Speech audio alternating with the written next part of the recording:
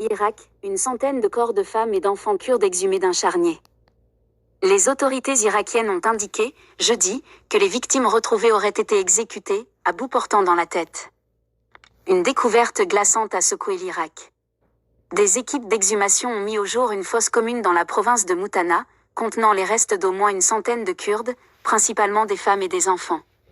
Ces victimes seraient tombées sous les balles du régime de Saddam Hussein durant les années 1980. Les travaux, entamés à la mi-décembre, ont permis de révéler un tableau atroce.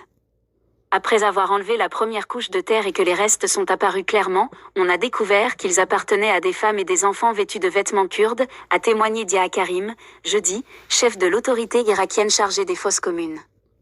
Exécution à bout portant. Selon lui, les victimes, probablement originaires de Kalar dans le Kurdistan irakien, auraient été exécutées, à bout portant dans la tête. Les opérations d'exhumation sont toujours en cours, laissant présager que le bilan pourrait s'alourdir. Un autre charnier a été découvert à proximité, a ajouté Durgam Kamel, membre de l'équipe d'exhumation, près de la tristement célèbre prison de Nougra Salman, où de nombreux opposants politiques et kurdes ont été torturés. Ces nouvelles révélations viennent raviver les plaies du passé et rappellent les atrocités commises par le régime de Saddam Hussein.